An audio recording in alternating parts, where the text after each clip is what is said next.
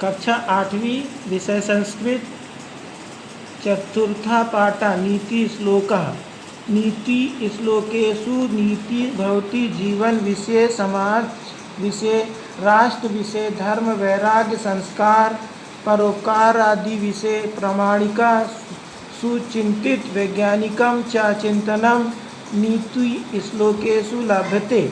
संस्कृते नीतिम् आश्रित श्लोका रचनाएं शतक रचनाया च परंपरा अति प्राचीन विद्यते।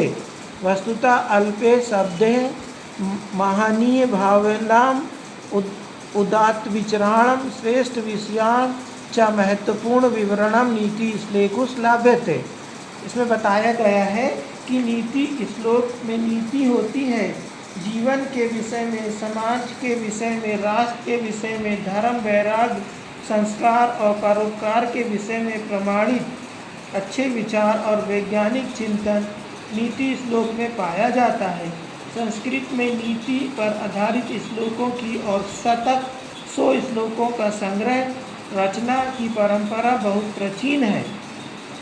वस्तुतः में थोड़े शब्दों द्वारा उच्च भावनाओं का, उच्च विचारों का और श्रेष्ठ विषयों का महत्वपूर्ण विवरण नीति श्लोक में पाया जाता है। पहला श्लोक अर्थगामो नित्यम रोगिता च प्रिय च भार्या प्रियवादिनी च वैश्यस पुत्रो अर्थकारी च विद्या षड जीवन लोकस सुखानी राजनम। पहले का अर्थ है नित्य धन का आगमन, निरोग रहना, मीठा बोलने वाली व प्रिय पत्नी, आज्ञाकारी पुत्र और धन देने वाली विद्या, इस संसार में ये 6 सुख हैं।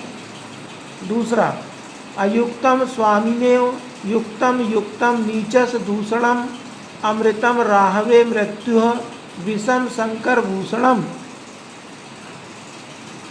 अयोग्य या खराब वस्तु भी सामर्थ्य व्यक्ति की शोभा बन जाती है और नीच की वस्तु भी उसका दोष बन जाती है। जैसे कि अमृत अमर कर देने वाला होते हुए भी राहु को अमृत पाने से भी मृत्यु मिली और विश्व का हित चाहने वाले सामर्थ्यवान भगवान शंकर का विष भी गहना बन गया। तीसरा अमृतम चैव मृत्युस् देहम देहे प्रतिष्ठितम मृत्युमाप धाते मोहात सत्यनाप स्मृतम।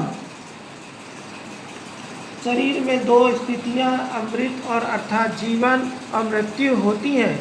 कोई धन और या माया के मोह से मृत्यु पाता है अर्थात मरने के बाद उसका अपयश होता है, और सत्य से अमृत प्राप्त होता है अर्थात मरने के बाद भी उसका यश संसार में बना रहता है।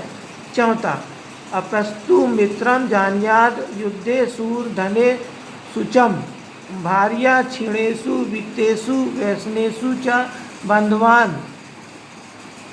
आपत्ति में मित्र को, युद्ध में सूरवीर को, धन में पवित्रता या ईमानदारी को, धन नष्ट होने पर पत्नी को और संकटों में बंधु बांधवों को जानना चाहिए अर्थात परखना चाहिए।